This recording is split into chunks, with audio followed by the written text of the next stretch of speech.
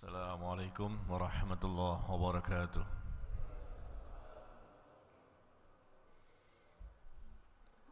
Innal hamdalillah nahmaduhu wa nasta'inuhu wa nastaghfiruh wa na'udzu billahi min shururi anfusina wa min sayyiati a'malina. May yahdihillahu fala mudilla lahu wa may yudlil فلا هادي له. أشهد أن لا إله إلا الله وحده لا شريك له وأشهد أن محمدا عبده ورسوله صلى الله عليه وعلى آله وسلم. أما بعد. Bapak Ibu sekalian yang saya muliakan, kita bersyukur kepada Allah Subhanahu wa ta'ala. Pada waktu subuh ini kita diberikan kesehatan, kesempatan, keluasan waktu dan nikmat lainnya untuk sama-sama kita melaksanakan perintah Allah dan Rasulnya, yaitu kita mengerjakan salat subuh berjamaah, kemudian kita lanjutkan dengan ta'lim, yang ini pun juga merupakan kewajiban bagi setiap muslim dan muslimah. Hari ini kita akan membahas suatu tema yang sangat penting bagi setiap muslim dan muslimah, tentang masalah hidayah. Hidayah, sudahkah aku mendapatkannya? Sebelum saya mengkaji tema ini, barangkali saya ingin bertanya kepada Bapak Ibu sekalian. Sehat semua Pak? Ibu?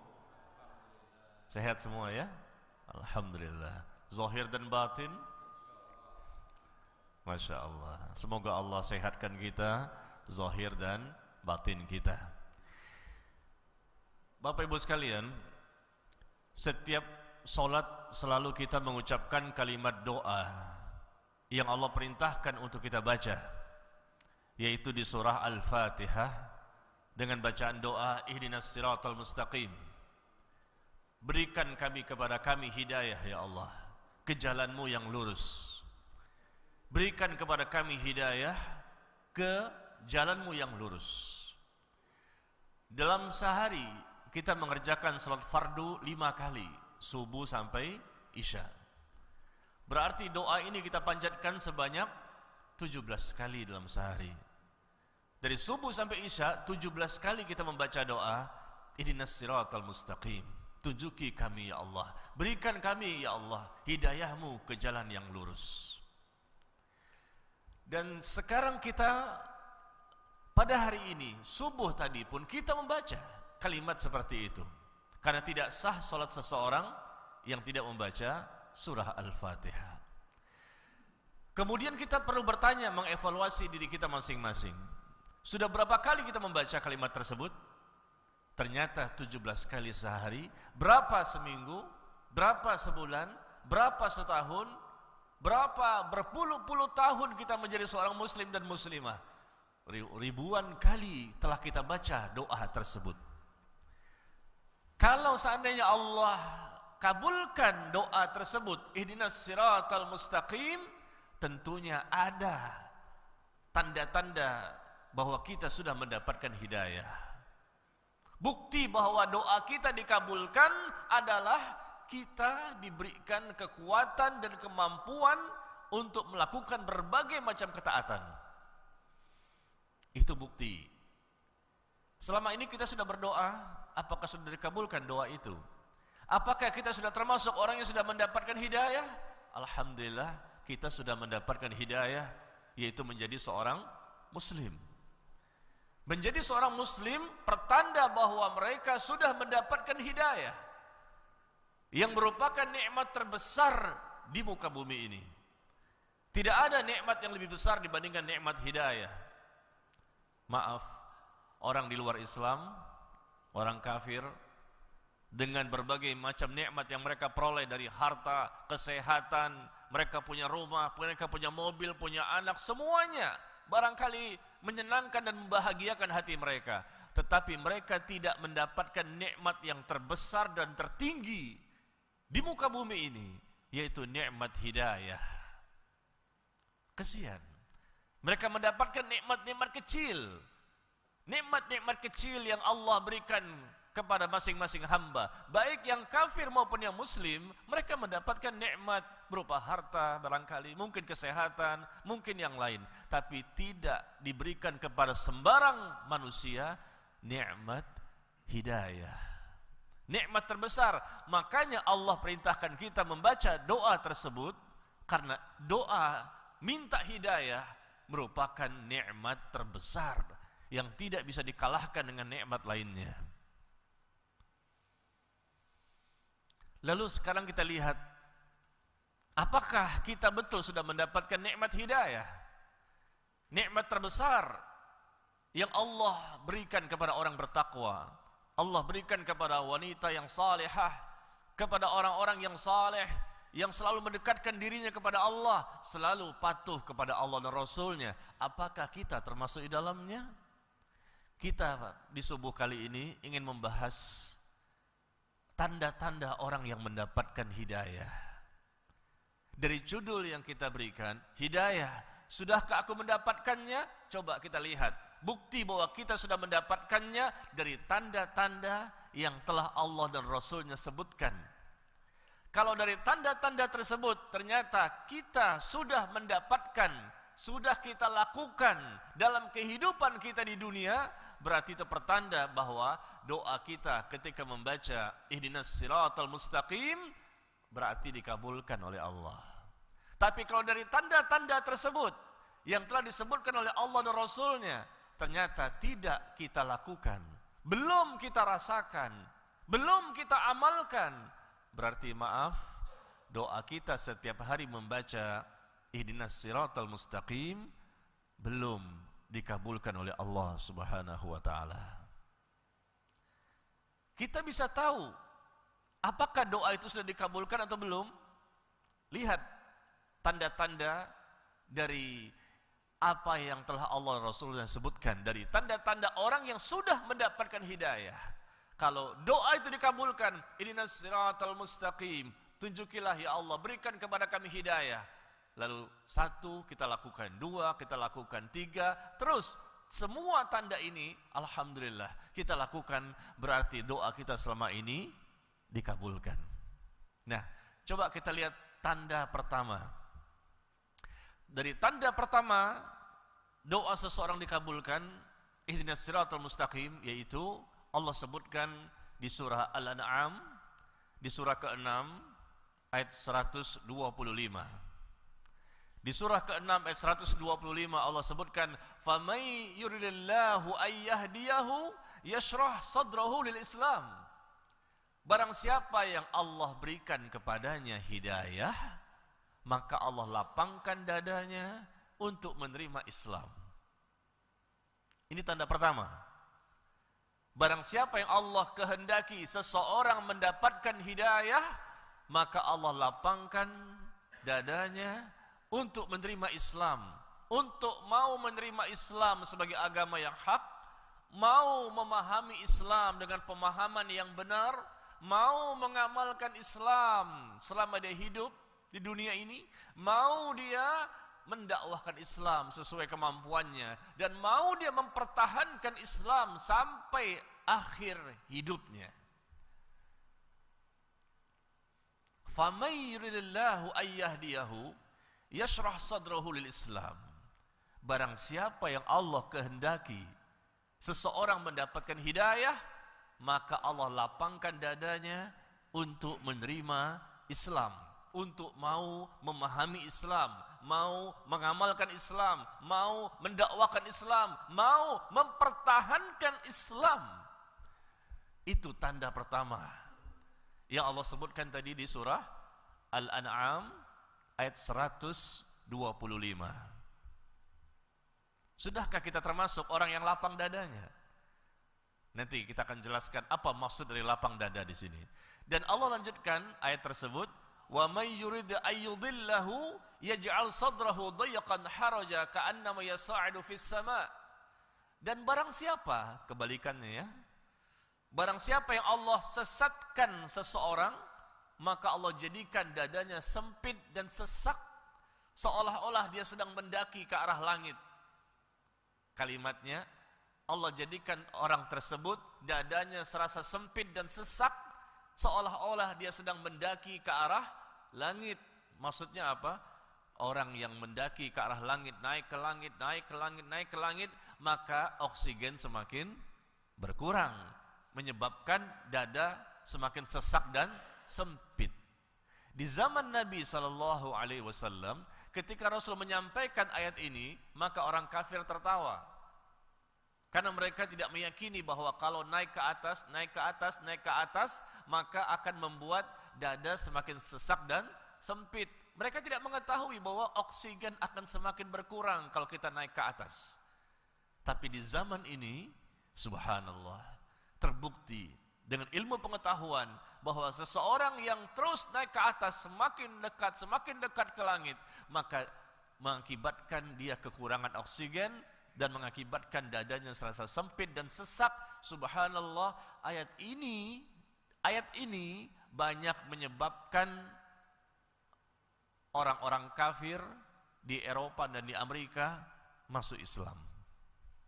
Salah satu sebab mereka masuk Islam disebabkan ayat ini. Karena tidak mungkin manusia bisa menjelaskan. Tidak ada manusia yang bisa mengetahui kondisi kalau seseorang naik ke langit terus, maka dadanya akan sempit dan sesak. Tapi Allah memberikan perumpamaan di sini, dan itu terbukti secara ilmu pengetahuan di zaman ini. Orang yang Allah berikan hidayah, lapang dadanya untuk menerima Islam. Dan orang yang Allah kehendaki tidak diberikan hidayah, maka dadanya serasa sempit dan sesak. Di mana posisi kita? Hidayah, sudahkah aku mendapatkannya? Kalau kita sudah mendapatkan, berarti dada kita plong. Artinya kita siap untuk menerima apapun perintah Allah dan Rasulnya. Sami'na wa ata'na. Kami dengar, kami taat. Kami dengar, kami taat. Kami siap diatur hidup dan kehidupan kami oleh Allah dan Rasulnya. Nah, itu baru seorang muslim. Siap diatur, siap untuk diperintah oleh Allah dan Rasulnya. Lapang dadanya. Dan siap untuk mengambil Islam secara keseluruhan, tidak setengah-setengah. Karena Allah berfirman, ya ayyuhalladzina amanu udkhulu fis silmi kaffah wa la tattabi'u khutuwati syaitan innahu lakum aduwwum mubin. Wahai orang-orang yang beriman, Allah menyeru kita, masuklah kalian ke dalam Islam secara keseluruhan. Jangan setengah-setengah. Semua yang ada dalam Islam itu baik buat kita. Karena Allah pencipta kita tahu apa yang terbaik untuk kita. Ketika kita mendapatkan suatu perintah dari Allah, apakah kita merasa berat? Wah, berat nih. Kalau yang ini saya bisa nih. Kalau yang ini berat. Kalau hukum ini bisa nih. Kalau hukum ini berat. Kenapa berat? Karena dadanya tidak lapang untuk menerima perintah tersebut. Kalau masih memilih, yang ini mau, yang ini nggak mau. Sholat nggak mau, kalau ini mau. Jilbab nggak mau, kalau ini mau. Kenapa tidak mau menutupi aurat bagi wanita? Karena mereka, kata mereka belum dapat hidayah. Bukan belum dapat hidayah, sudah mereka mendapatkan hidayah, tapi mereka tidak mau merespon hidayah yang telah sampai kepada mereka. Jadi Pak, Ibu sekalian, jangan memakai kalimat saya belum dapat hidayah, makanya saya belum bisa begini. Saya belum dapat hidayah, nantilah kalau saya sudah begini. Kita tidak bisa berdalih seperti itu kepada Allah. Hakikatnya kita semua sudah mendapatkan hidayah. Bahkan orang kafir pun sudah mendapatkan hidayah sebetulnya. Tahu dari mana kita? Dari firman Allah di surah Al-Insan. Di surah Al-Insan surah ke-76 ayat kedua dan ketiga. Ya, surah ke-76 ayat kedua dan ketiga, Allah berfirman, "Inna hadainahus sabil imma syakiran wa imma kafura." Sesungguhnya kami telah memberikan hidayah kepada siapa? Kepada manusia. Seluruh manusia sudah mendapatkan hidayah pada hakikatnya. Tetapi di antara mereka ternyata ada yang bersyukur, merespon hidayah tersebut. Dan di antara mereka manusia ada yang kufur dan tidak mau merespon hidayah ketika datang kepadanya. Kalimat di sini menarik, sesungguhnya kami sudah memberikan hidayah kepada manusia. Manusia berarti secara umum, yang muslim maupun kafir, sebetulnya mereka sudah mendapatkan hidayah. Cuma yang muslim merespon, dia sambut hidayah. Tapi yang kafir tidak mau merespon hidayah ketika datang kepada mereka. Hidayah ini berupa apa? Ilmu. Hidayah ini berupa apa? Kebenaran. Kebenaran mereka tahu. Abu Jahal, Abu Lahab itu tahu Rasul itu benar. Tapi mereka tidak mau merespon hidayah yang telah mereka ketahui. Fir'aun tahu Nabi Musa itu benar. Tapi Fir'aun tidak mau merespon hidayah yang telah datang kepadanya. Mereka tahu kebenaran-kebenaran dari para nabi dan rasul, tapi mereka tidak mau meresponnya. Berarti hakikatnya mereka sudah mendapatkan hidayah. Yaitu apa? Mereka tahu tentang kebenaran Islam, kebenaran dakwah dari para nabi dan rasul.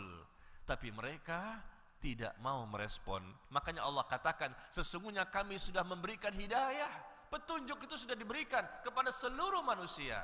Tapi di antara mereka berbeda, yaitu ada yang meresponnya, disambut hidayah tersebut, ada yang tidak mau menyambutnya.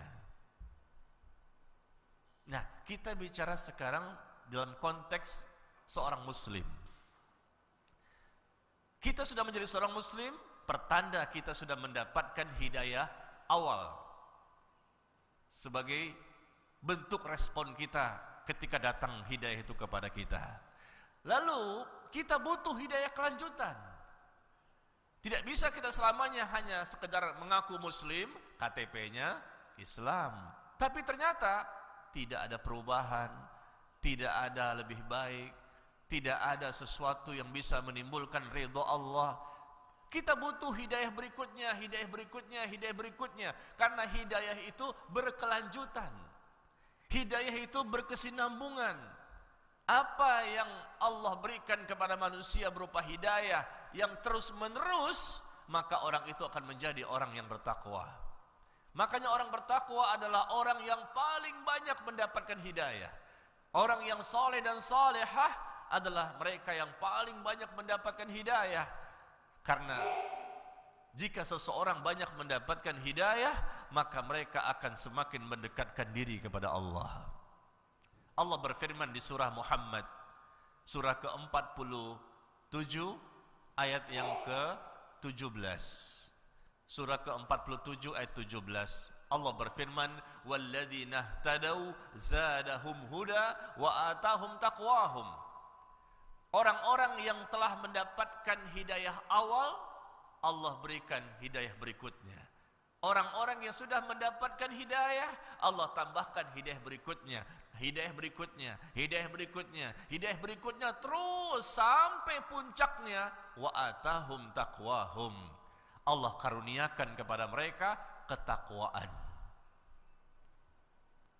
Bapak dan Ibu semua di sini sudah bertakwa belum? Gak ada jawabannya. Sudah bertakwa semua ya? Masya Allah. Ibu-ibu sudah solehah? Iya, saya yakin ibu-ibu di sini solehah. Nggak ada yang soleh, tapi solehah. Ya, soleh itu untuk laki-laki ya. Nah, kalau kita ingin melihat bahwa kita sudah bertakwa, berarti orang itulah orang yang sudah berbahagia. Orang yang paling berbahagia di muka bumi, yang paling bahagia adalah orang yang paling banyak mendapatkan hidayah. Dan manusia yang paling banyak mendapatkan hidayah adalah Nabi kita Muhammad sallallahu alaihi wasallam. Semakin banyak cucuran hidayah, semakin baik orang tersebut. Semakin banyak hidayah, semakin dia baik, semakin baik, semakin baik. Jadi lapangnya dada tadi sebagai tanda awal. Lapang dada artinya apa? Dia siap menerima Islam, dia siap untuk memahami Islam, dia siap untuk mengamalkan Islam, dia siap untuk mendakwahkan Islam sesuai kemampuannya, dan dia siap untuk mempertahankan Islam. Lapang dadanya untuk menerima apapun kata Allah dan Rasulnya. Berarti kalau dia baca ihdinas siratal mustaqim, berikan kepada kami hidayah ya Allah. Maka pada waktu itu Allah telah mengabulkan doanya. Tapi kalau kita masih pilih-pilih, ini mau yang ditinggal, enggak mau terima secara keseluruhan, ya, masih pelintat-pelintut, masih belum mau menjadi orang yang betul-betul menerima seluruh aturan dalam syariat, belum sami'na wa ata'na, masih sempit dan sesak dada ini. Sekarang kita tanya, Ibu, istiqomah itu sulit atau mudah?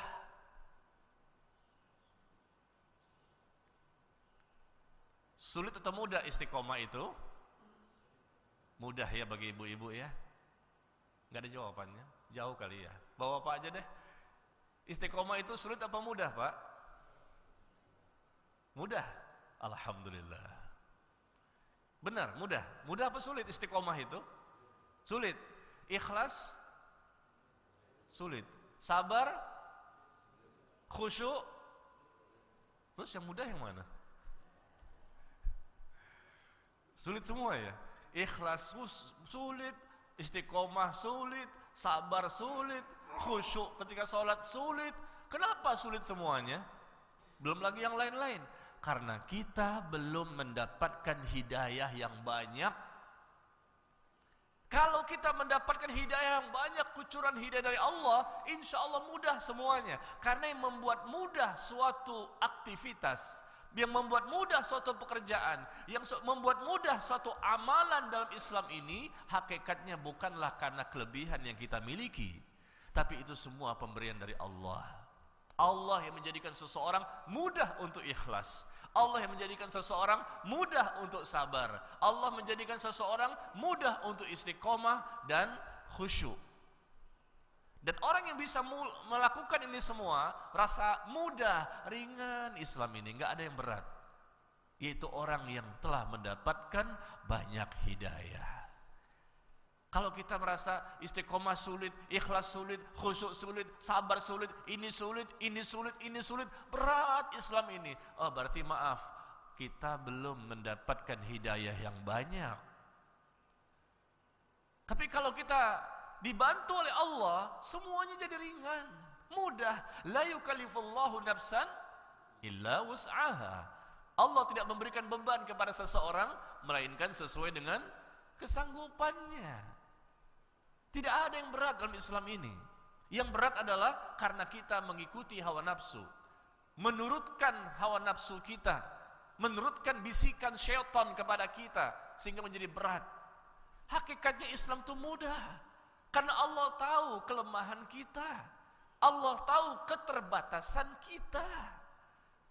Mudah, tidak ada yang sulit. Tetapi kita yang belum mempelajarinya. Bagi orang yang berilmu, sekali lagi, bagi orang yang berilmu, maka akan terasa mudah Islam ini. Tapi bagi orang yang bodoh, yang tidak berilmu, tidak tahu bagaimana cara beragama yang benar, maka terasa sulit nih agama. Jadi kita kalau ingin ringan, lapang dada kita harus berilmu. Supaya kita tahu bagaimana cara beragama yang benar. Orang yang berilmu insya Allah terasa ringan agama ini, karena dia tahu bagaimana cara beragama yang benar. Kemudian orang yang ikhlas, terasa mudah mengamalkan agama ini, karena betul-betul dia untuk Allah, bukan untuk manusia. Orang yang beramal untuk manusia pasti merasa berat mengamalkan Islam. Betul? Betul apa benar? Tegang bener ya, kayak khutbah Jumat. Orang yang tidak ikhlas, pasti mereka adalah orang yang merasa berat mengamalkan Islam. Di mana posisi kita? Wah ini berat. Datang subuh ke masjid, berat.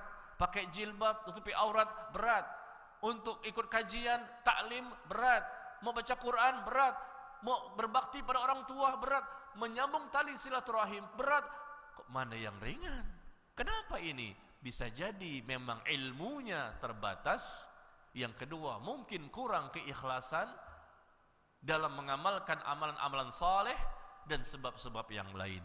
Intinya, tanda pertama ini adalah orang yang diberikan Allah hidayah adalah orang yang lapang dadanya, dan orang yang disesatkan oleh Allah dan tidak diberikan hidayah terasa sesak dan sempit dadanya.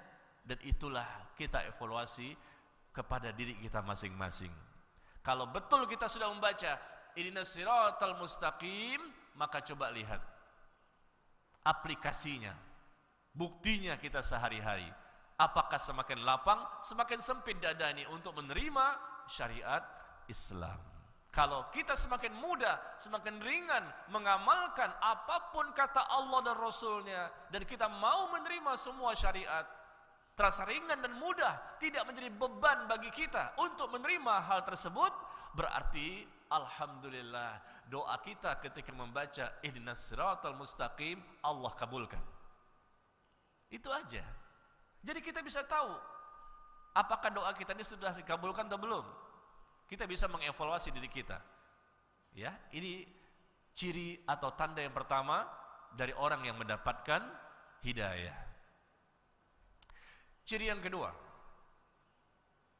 hidayah, sudahkah aku mendapatkannya?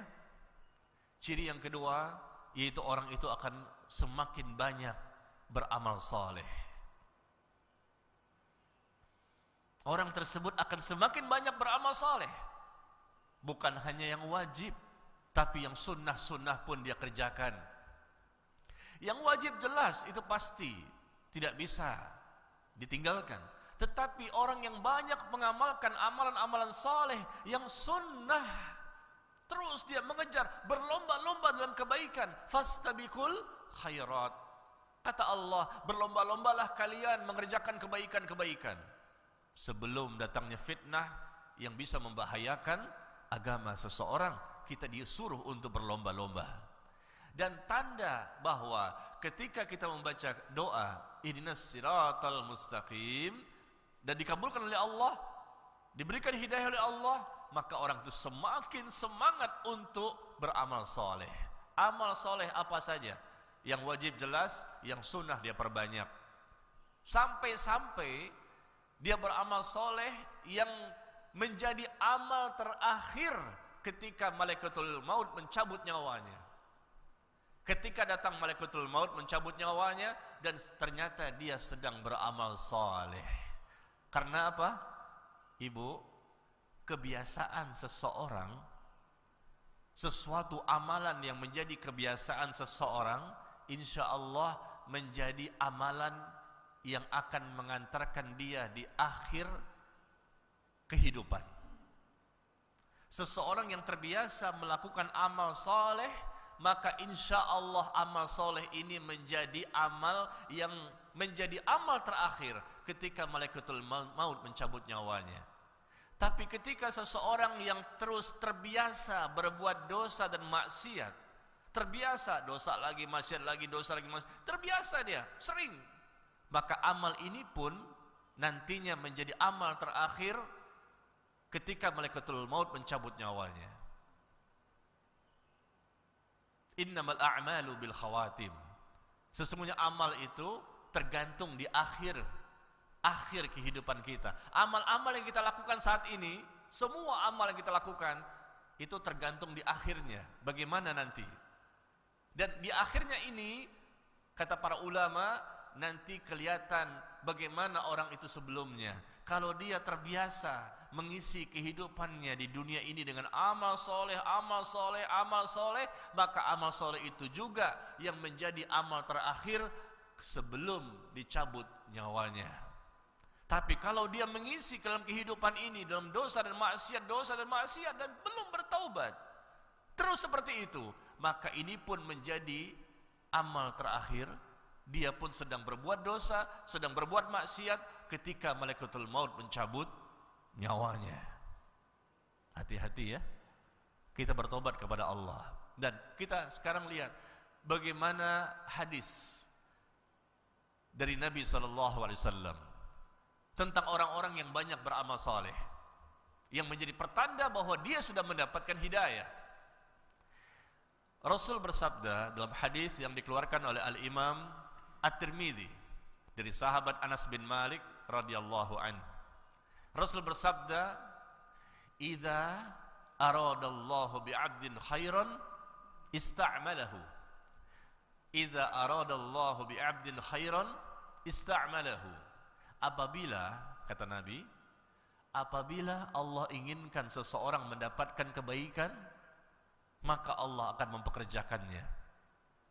Apabila Allah menginginkan seseorang mendapatkan kebaikan, maka Allah akan mempekerjakannya, Allah akan mempergunakannya.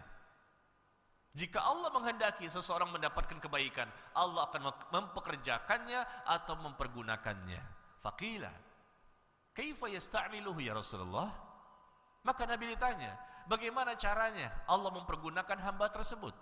Bagaimana caranya Allah mempekerjakan hamba tersebut ketika Allah inginkan hamba tersebut mendapatkan kebaikan? Bagaimana caranya? Faqala, maka Nabi SAW bersabda, yuwaffiquhu li'amalin salih qabla al-maut, yaitu Allah akan berikan kepadanya taufik untuk beramal saleh sebelum datang kematiannya. Allah berikan kepada dia taufik untuk bisa beramal saleh sebelum datang kematiannya. Apa itu taufik? Kalau hidayah artinya apa, Pak? Hidayah artinya petunjuk. Kalau taufik, sering kita dengar wabillahi taufik wal hidayah, kan begitu ya? Orang-orang yang suka umumkan sesuatu, wabillahi taufik wal hidayah, wassalamualaikum warahmatullahi wabarakatuh. Apa? Hidayah, petunjuk. Taufik? Taufik itu apa? Apakah nama seseorang Mas Taufik? Ya bukan. Taufik itu adalah kekuatan dan kemampuan yang Allah berikan kepada seorang hamba untuk melakukan berbagai macam ketaatan.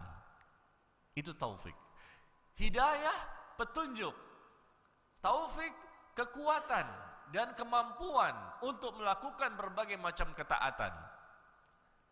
Terkadang orang dapat hidayah, maaf, seorang wanita, dia tahu jilbab itu wajib, nutupi aurat itu tahu dia, itu wajib bagi seorang wanita. Tahu, berarti karena dia tahu, berarti dia sudah mendapatkan hidayah. Orang yang sudah tahu tentang suatu kebenaran, berarti itu pertanda dia sudah dapat hidayah. Tapi kenapa belum mau nutupi aurat? Masih berat? Masih nggak mau? Berarti mereka belum mendapatkan taufik, kekuatan, kemampuan untuk melakukan ketaatan. Hidayah sudah dapat berupa ilmu, hidayah sudah dapat berupa kebenaran, tahu, tapi belum ada taufik, kekuatan dan kemampuan untuk melakukan ketaatan itu. Makanya kita butuh hidayah dan taufik. Kita tahu sholat itu wajib, tapi kok nggak dikerjakan? Kita tahu majelis ilmu itu majelis yang diberkahi dan wajib bagi setiap muslim dan muslimah belajar.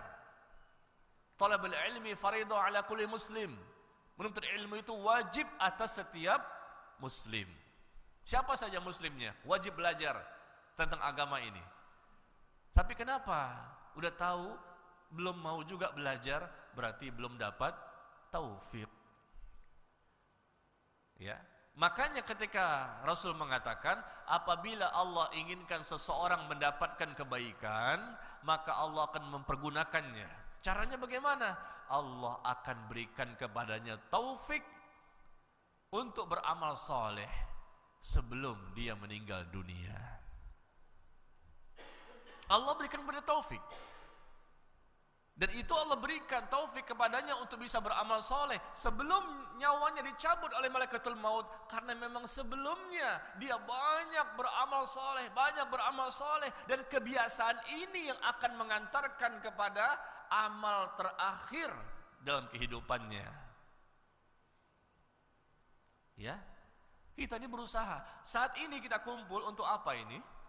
Hari ini, subuh ini, kita kumpul hari ini pun dalam rangka untuk supaya nanti di akhir kehidupan kita pun bisa beramal soleh.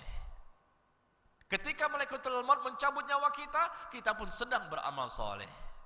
Untuk itu bagaimana caranya? Maka sebelumnya kita perbanyak amal soleh tersebut. Salat itu amal soleh bukan? Amal soleh. Kita taklim seperti ini amal soleh bukan? Kalau seandainya Pak, Bapak mau nggak meninggal dalam keadaan sedang sholat? Mau Pak? Lagi sholat meninggal gitu, mau? Lagi berpuasa meninggal, mau? Berarti apa? Sedang beramal soleh. Lagi sholat beramal soleh meninggal, wah masya Allah, husnul khotimah, insya Allah. Lagi puasa sunnah meninggal, masya Allah, dia meninggal dalam keadaan sedang berpuasa, insya Allah ini adalah husnul khotimah. Kemudian ibu taklim seperti ini amal soleh bukan? Amal soleh enggak nih? Lagi sholat meninggal, lagi puasa meninggal, lagi taklim seperti ini tiba-tiba meninggal, mau enggak? Hah? Enggak mau? Kenapa enggak mau? Oh mau, masya Allah, mau. Siapa duluan? Ayo kita doain sama-sama.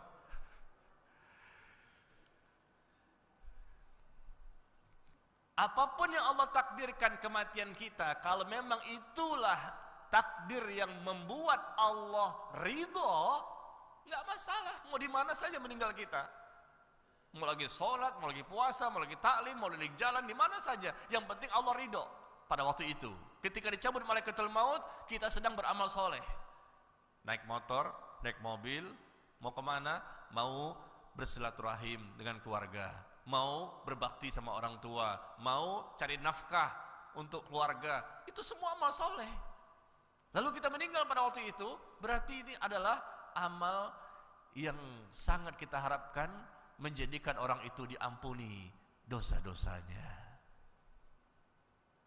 Makanya kembali kepada hadis tadi, Nabi mengatakan bahwa apabila Allah inginkan seseorang mendapatkan kebaikan, maka Allah akan mempekerjakannya. Dengan cara apa? Allah berikan kepadanya taufik untuk beramal saleh sebelum nyawanya dicabut. Dan tanda-tanda orang yang dapat hidayah adalah orang yang banyak beramal saleh.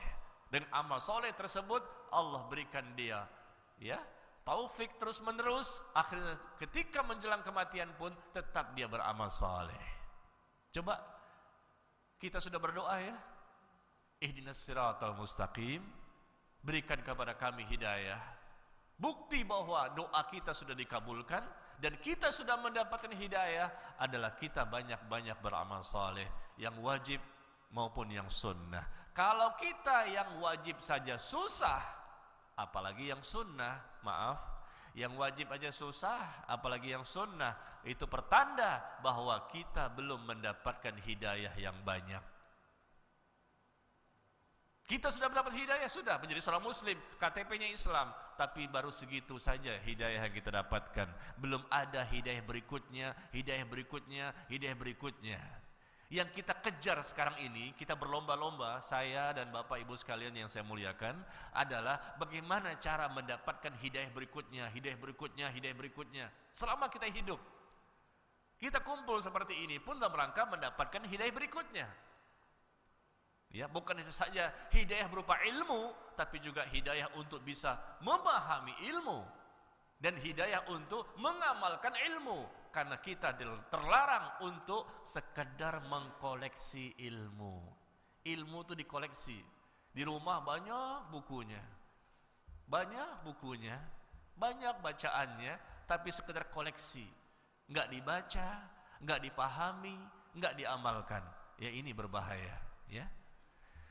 Kemudian yang ketiga, hidayah sudahkah aku mendapatkannya? Ciri atau tanda orang yang mendapatkan hidayah yang ketiga adalah mereka akan istiqomah. Nah ini, yang ketiga ini berat, istiqomah ini. Dan amal yang paling berat dalam Islam, istiqomah. Ya.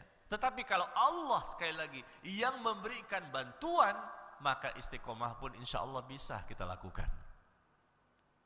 Kadang imannya kan naik, kadang diturun. Ibu-ibu siapa yang imannya naik terus, nggak pernah turun? Ada? Naik, bapak-bapak di sini ada? Imannya naik terus nggak pernah turun? Masya Allah. Atau turun terus nggak pernah naik? Kebalikan. Ya, yang namanya manusia, akidah Ahlus Sunnah wal Jamaah, sepakat para ulama, iman itu yazid wa yanqus, iman itu bisa naik, bisa turun. Nah, kita lihat orang yang mendapatkan hidayah yang banyak dari Allah, ketika memang mereka bisa turun imannya, maka ketika turun imannya sedikit dan cepat naiknya, itu pertanda. Ketika turun iman, wajar. Siapapun orang soleh, siapapun bahkan orang bertakwa sekalipun pernah merasakan turunnya iman. Cuma ketika turunnya sedikit, naiknya cepat. Tapi pertanda orang yang tidak mendapatkan hidayah atau mendapat hidayah tapi sedikit, yaitu apa? Turun imannya terjun bebas, banyak, dan naiknya lagi lama, nunggu pengajian lagi di masjid. Nah ini, coba evaluasi, ada di mana kita posisinya? Orang bertakwa pun bisa turun imannya, cuma naiknya cepat, turunnya pun sedikit. Tapi orang yang tidak mendapatkan hidayah, meskipun sudah berdoa, tiap hari berdoa, Ihdinas siratal mustaqim, fasih bacaannya, tajwidnya, makhrajnya, sifat hurufnya, tapi ketika dalam aplikasi sehari-hari, ternyata iman itu suka turun, dan banyak turunnya dibandingkan banyak naiknya. Ada apa ini? Berarti doa tadi kita belum dikabulkan oleh Allah.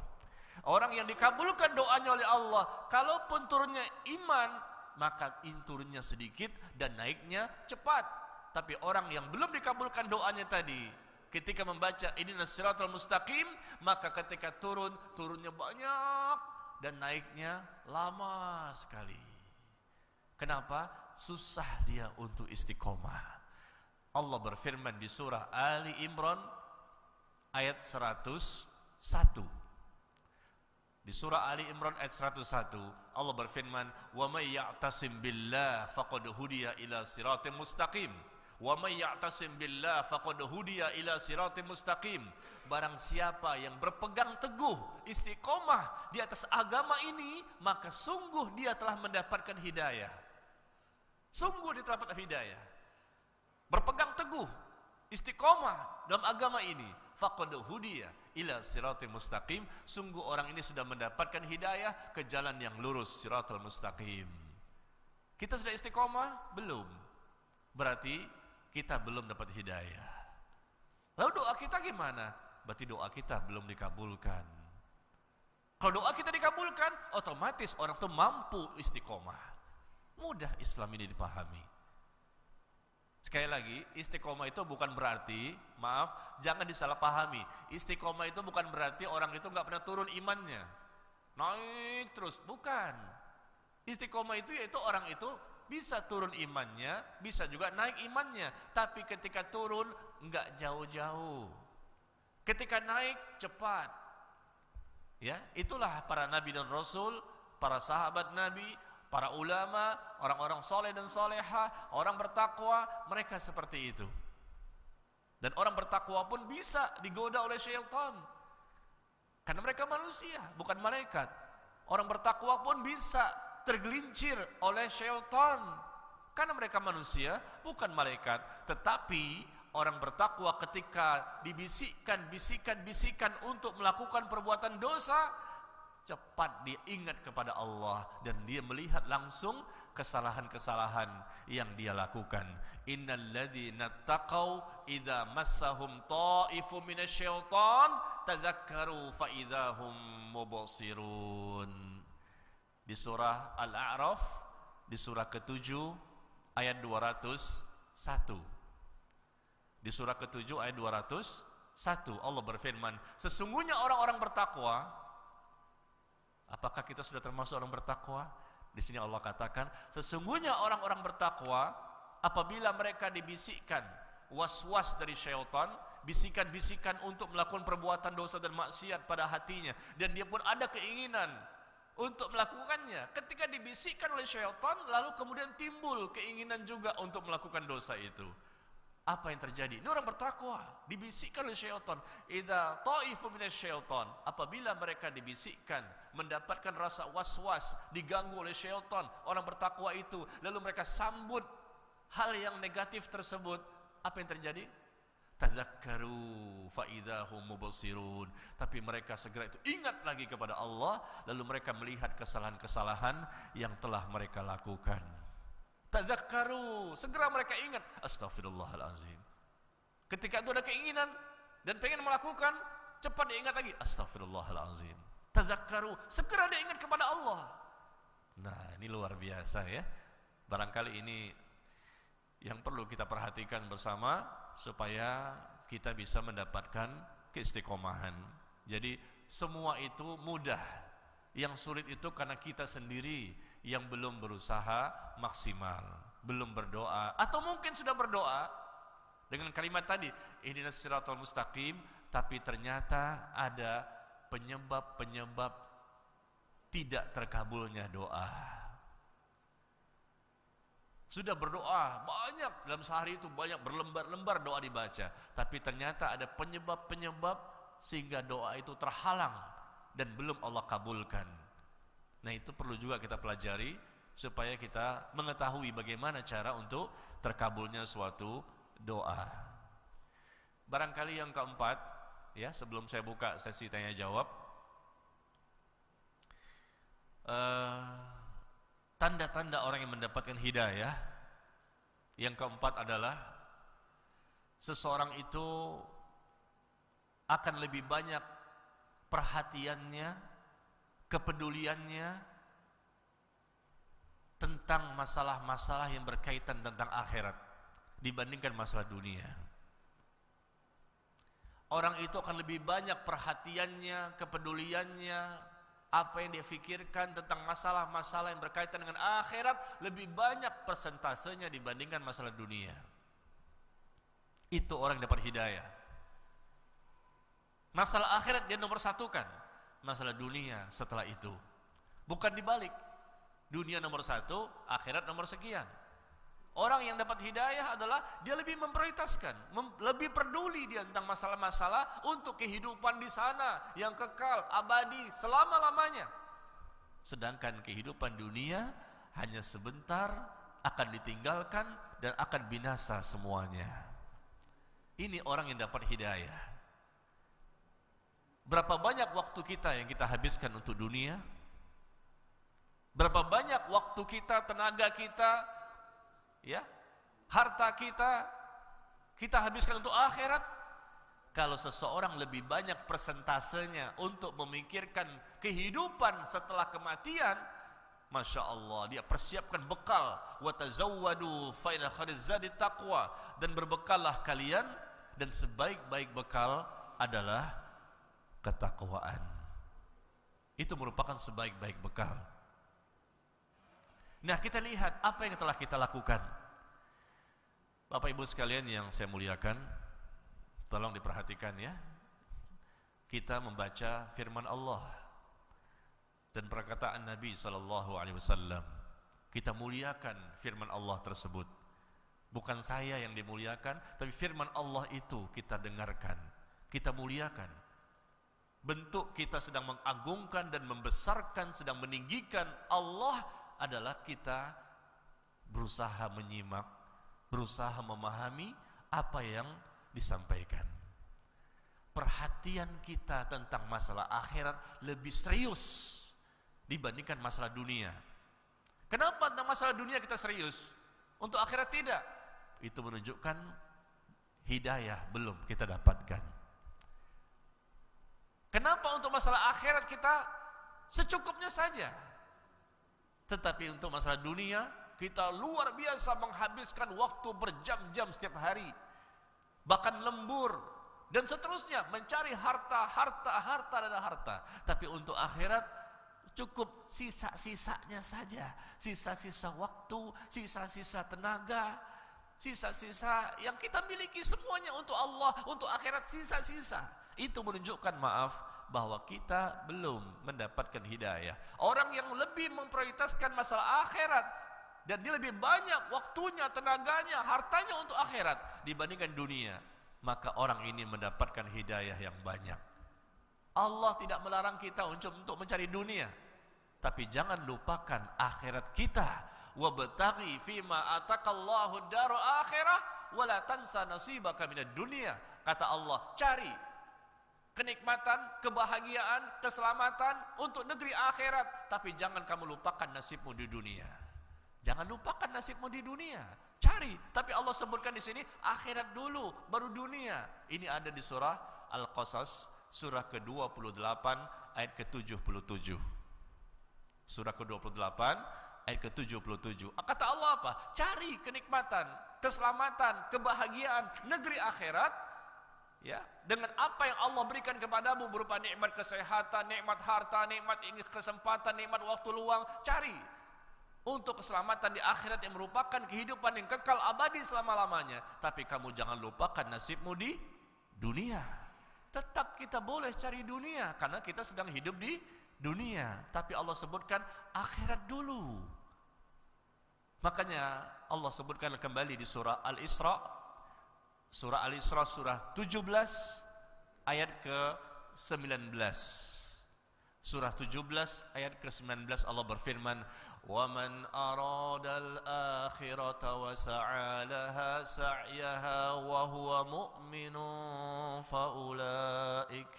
فَأُولَئِكَ كَانَ سَعْيُهُمْ مَشْكُورًا.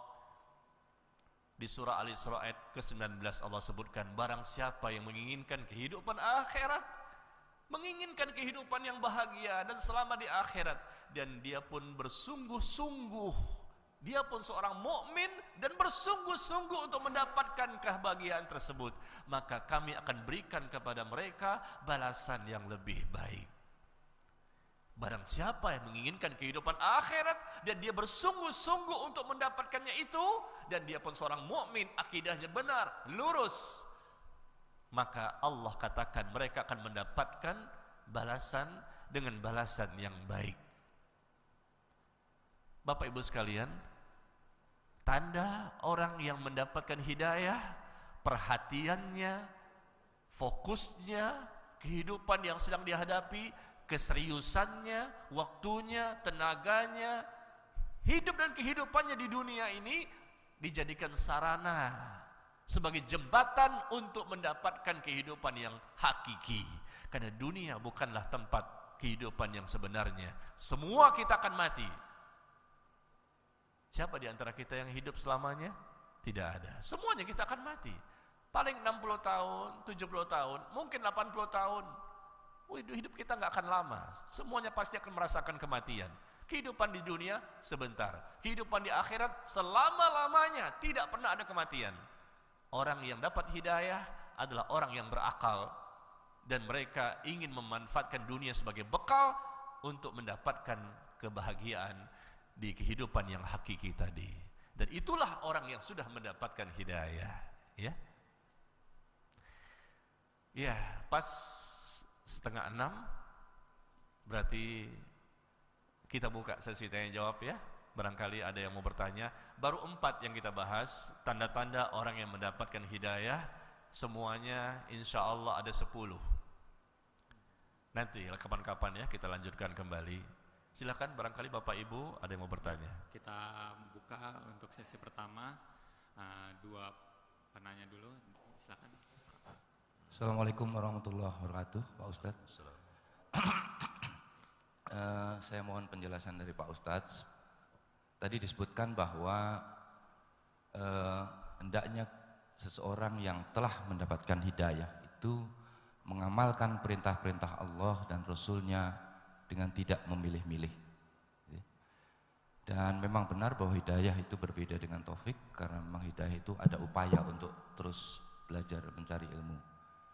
Tapi memang kita terpaksa untuk memilih-milih.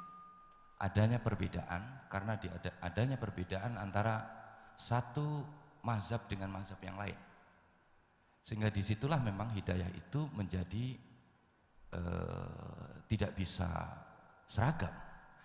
Saya ambil contoh konkretnya Pak Ustadz, karena Pak Ustadz belum berikan contoh yang lebih sehari-hari. Bagaimana seseorang mengamalkan misalnya tentang hadis yang melarang musik misalnya. Karena ada sebagian ulama yang mengatakan bahwa musik-musik yang sifatnya religius itu dibolehkan dalam Islam. Kemudian bagaimana dengan misalnya sebagian ulama mazhab tertentu yang melarang seseorang itu untuk isbal misalnya. Tapi ada hadis, ada ustadz yang lain menafsirkan bahwa hadis itu bukan isbalnya yang menjadi persoalan. Ya, begitu pula dengan beberapa hadis-hadis lain, termasuk juga seperti jenggot dan sebagainya. Sehingga menurut saya memang kita tidak bisa dalam konteks hari ini memaksakan keseragaman di dalam mengamalkan hidayah itu. Tergantung seseorang itu bagaimana meyakini sesuai dengan ustadz yang memang pernah dia dengar dan juga buku yang pernah dia baca, ya, termasuk juga masalah perbankan syariah misalnya. Ada ustadz yang melarang perbankan syariah, tapi ada ustadz yang membolehkan bahwa perbankan syariah yang sekarang ini ada adalah kedaruratan yang kita juga masih bisa lakukan. Jadi mohon penjelasannya Pak Ustadz. Assalamualaikum warahmatullahi wabarakatuh. Waalaikumsalam warahmatullahi wabarakatuh. Mungkin Iya, ditampung waalaikumsalam dulu warahmatullahi wabarakatuh. satu lagi. Dijawab dulu ya. Baik, saya jawab dulu Pak. Takutnya lupa nanti. Ini pertanyaannya pendek nih ya, jawabannya panjang nih. Bagaimana menyikapi perbedaan-perbedaan yang ada di antara kaum muslimin dalam memahami Islam? Dia memang kita lihat memang ada itu, bukan hal yang baru. Sejak dahulu, bahkan di zaman Nabi pun Sallallahu Alaihi Wasallam, para sahabat pernah, bukan sering, pernah terjadi berbeda pendapat di antara mereka. Tetapi kita diberikan akal untuk berpikir, dan kita pun diberikan tolak ukur kebenaran dalam memahami agama. Apa itu? Kembalikan kepada Allah dan Rasulnya, kembalikan kepada Al-Quran dan Sunnah. Patokan kita yang pertama adalah Al-Quran di surah An-Nisa ayat ke-59. Ini yang pertama. Dari tadi kayaknya saya banyak mengutip ayat ya. Bapak-bapak masih ingat gak tuh ayat-ayatnya? Dari awal tadi ayat ini, ayat ini, ayat ini ya. Alhamdulillah. Biasanya maaf kalau taklim itu kita bawa Al-Quran ya, bisa buka terjemahannya. Betul nggak apa yang saya sampaikan? Tapi di sini kelihatannya banyak yang tidak bawa Al-Quran, itu menunjukkan sudah hafal Al-Quran.